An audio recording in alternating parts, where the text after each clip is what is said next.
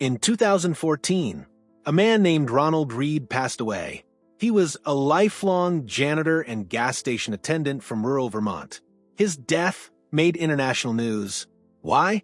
Because this humble janitor, who most would have assumed was poor, left behind an $8 million estate, the majority of which he bequeathed to his local hospital and library. Now, consider another story. Around the same time, a high-flying finance executive, a graduate of Harvard with an MBA, took on so much debt to build a lavish mansion that when the 2008 financial crisis hit, he was wiped out. Bankrupt, how can a janitor with no financial training amass a fortune, while a highly educated expert loses everything? This paradox is the key to understanding one of the most important and most misunderstood topics of our lives: our relationship with money.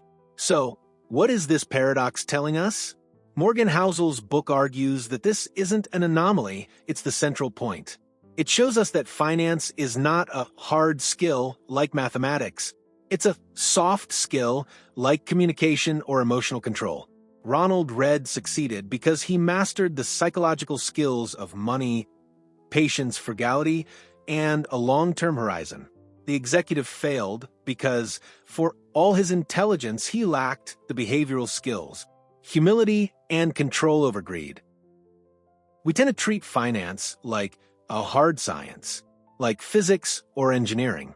We think it's a world of spreadsheets, formulas, and data. We believe that if we are smart enough, if we read the right textbooks and build the right models, we will make the right decisions and become successful. But according to author Morgan Housel, this is completely wrong. Financial success, he argues, is not a hard science. It's a soft skill. It's not about what you know. It's about how you behave. What the book is telling us is that knowing something and doing something are two completely different skills. You can be a genius at financial theory and still be terrible with money. Why? Because in the real world, we don't make financial decisions on a spreadsheet. We make them at the dinner table, in a boardroom, or in the middle of a panic. We are governed by greed, fear, ego, and our own personal history. Therefore, the psychology of money isn't a how-to book. It's a how-to-think book. To understand our own behavior, we first have to accept this. No one is crazy. Your personal experience with money shapes about 80% of what you believe, while data and textbooks shape maybe 20%. If you were born during the Great Depression, you will have a fundamentally different view on risk and saving than someone who grew up during the 1990s tech boom.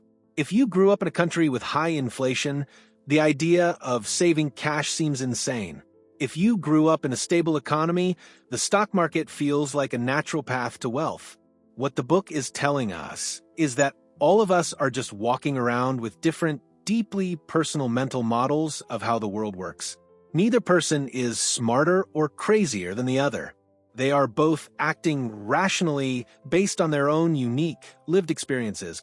This simple idea is freeing. It helps us understand why we make the choices we do, and it helps us have empathy for why others make their choices, even if they seem crazy to us. This leads to another uncomfortable truth: luck. We love to attribute success purely to our own skill, hard work, and intelligence. But the role of luck is immense, and we systematically underestimate it. Housel tells the story of Bill Gates. Gates is an undeniable genius, but he also had 1 in a million luck. In 1968, he attended one of the only high schools in the entire world, Lakeside School in Seattle, that had a computer. Without that piece of extraordinary random luck, that early access, would Microsoft exist? Maybe, but it would be a very different story. What the book is telling us is that we must have humility. When we succeed, we must recognize that our skill was likely amplified by luck. When we look at our heroes, we must be careful not to worship their specific actions because we cannot replicate their specific luck. The lesson isn't go to a high school with a computer. The lesson is to focus on broader, more controllable principles. The flip side of luck is its identical twin, risk. Risk is what happens when luck turns against you. Just as we underestimate luck in success, we underestimate risk in failure. Bill Gates' high school friend, Kent Evans, was by all accounts just as brilliant and computer-savvy as Gates. He could have been a co-founder of Microsoft, but he died in a mountaineering accident before graduating. This wasn't a bad financial decision. It was risk.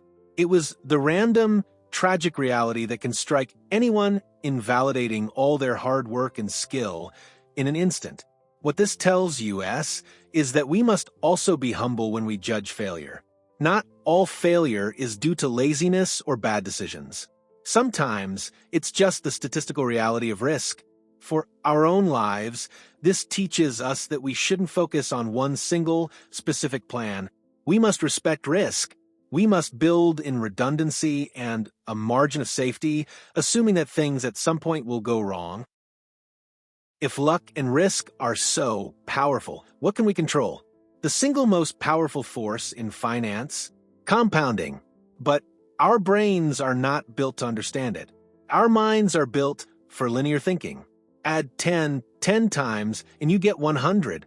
Multiply 10 times and you get 10 billion. Warren Buffett is widely seen as the world's greatest investor. But his real skill isn't just picking stocks. It's time. Buffett's net worth is estimated at over $100 billion. 99% of that wealth was earned after his 50th birthday. His secret is that he started investing at age 10 and never stopped for over 80 years. His returns were good, but his time horizon was epic. What the book is teaching us is to stop hunting for the highest possible returns, which often involve taking on massive risk. The real goal is to get pretty good returns that you can stick with for the longest possible time. Compounding is not about brilliance, it's about endurance. The magic doesn't come from big wins, it comes from not interrupting the process. Compounding is linked to another counterintuitive idea, the tails effect. In many parts of life, a few things account for the majority of the results. This is true in venture capital, where most startups fail, but one Google or Amazon pays for all the losers. It's true in the stock market, where just a handful of companies drive the entire index's returns. It was true for Walt Disney. In the 1930s, he produced over 400 cartoons. Most lost money. It was Snow White and the Seven Dwarfs, a massive risk everyone told him would fail, that produced staggering profits and built his entire empire. What this tells us is that it's okay to be wrong a lot. You can be wrong most of the time and still win big. When you invest in a diversified index fund, you are not just buying the hundreds of average or losing companies. You are guaranteeing that you own the handful of tail companies that will go on to produce extraordinary results. The book is telling us to stop agonizing over every small decision. You just need to be patient enough to capture the few big wins. We've talked about getting money, but what is money for?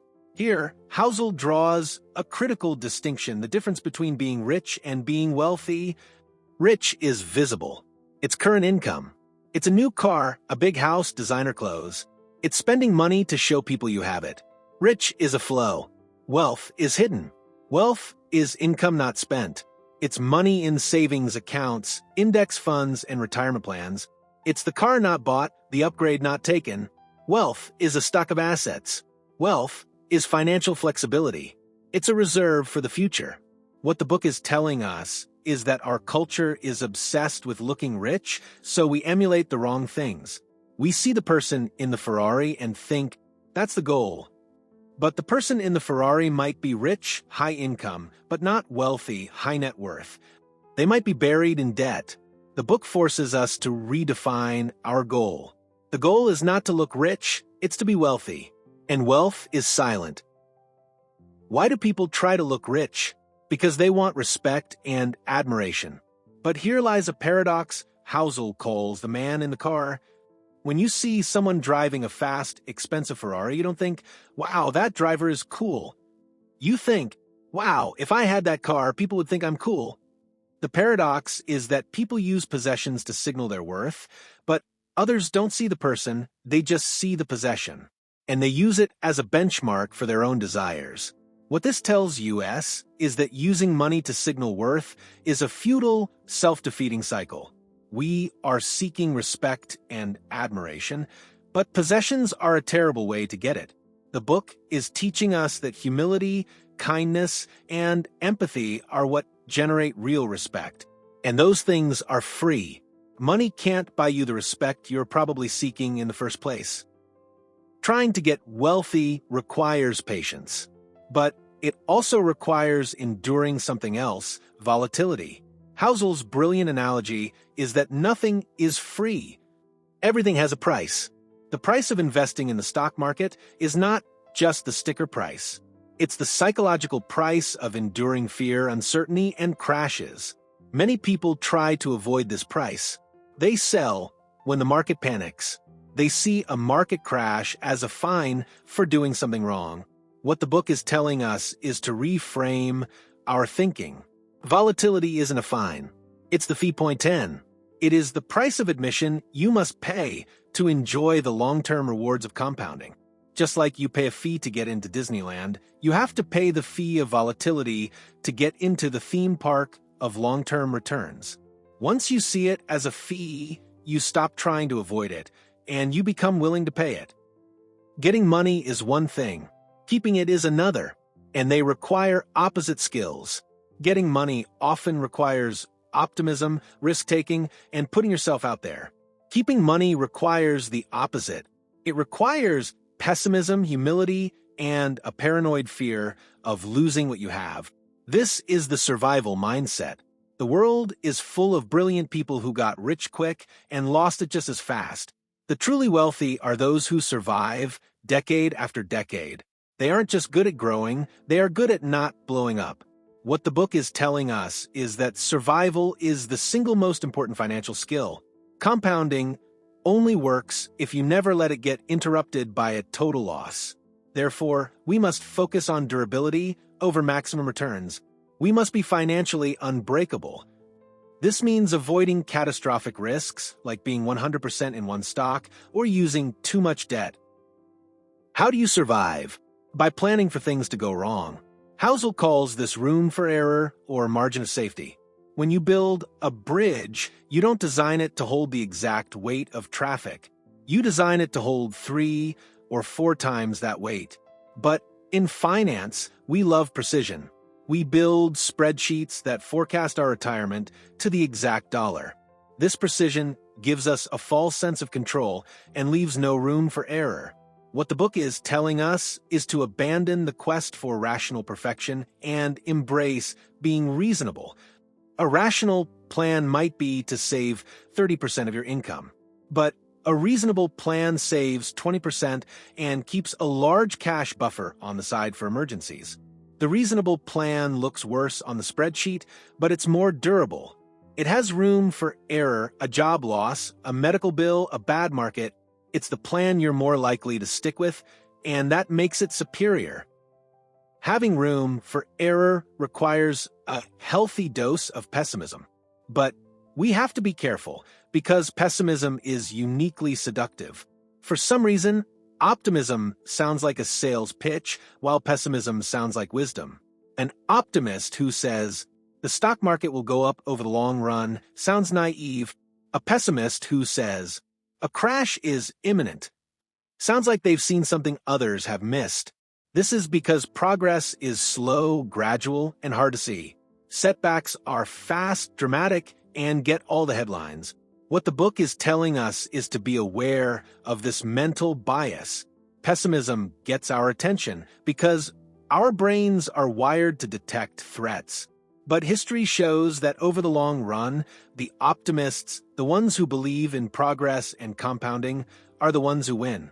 The book teaches us to be pessimistic about our personal situation, to have room for error, but optimistic about the broad future, to stay invested. One of the biggest risks to our long-term plans is our own future self. We suffer from something called the end of history illusion. It's the psychological quirk where we recognize how much we've changed in the past, but we believe our current self is the final finished version. You won't be the same person in 10 or 20 years. Your goals will change. Your desires will change. Therefore, extreme financial plans, like saving 90% of your income to retire at 30, are fragile because they rarely survive contact with your future, changed self. What the book is telling us is that we must accept that our own goals will change. Therefore, the best financial plan is one that values flexibility over extremes.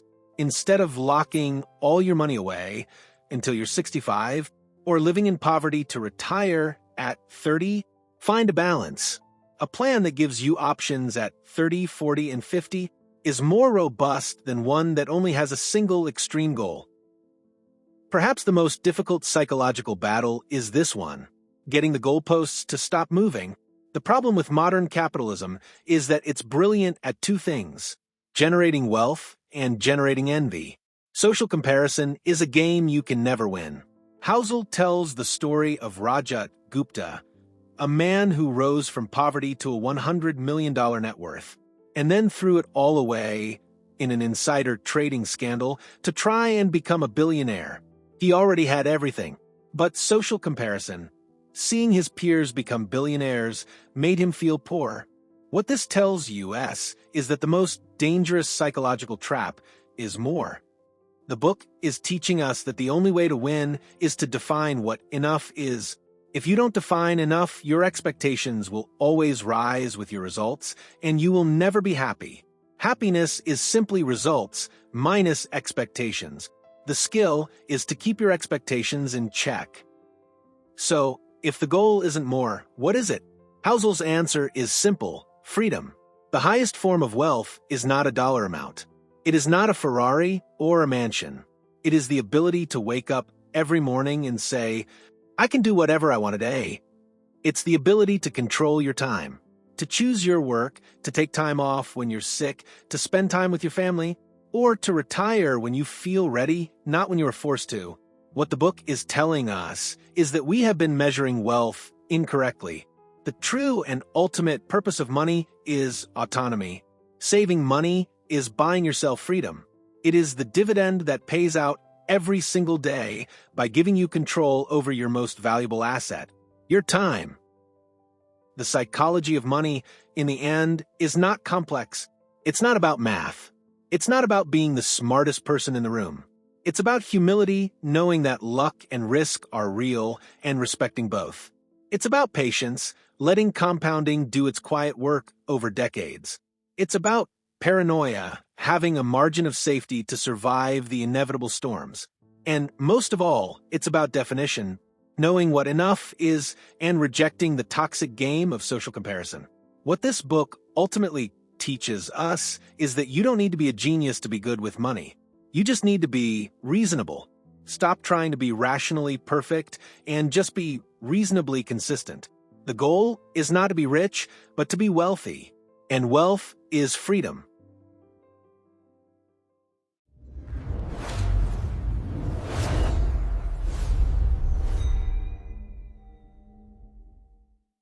We'd love to hear your perspective. In a world that constantly demands more, how do you define enough in your own life? Join the discussion in the comments below. If you found this insight valuable, please consider liking this video and subscribing to our channel. Your support allows us to continue these deep dives. Thanks for thinking deeply with us.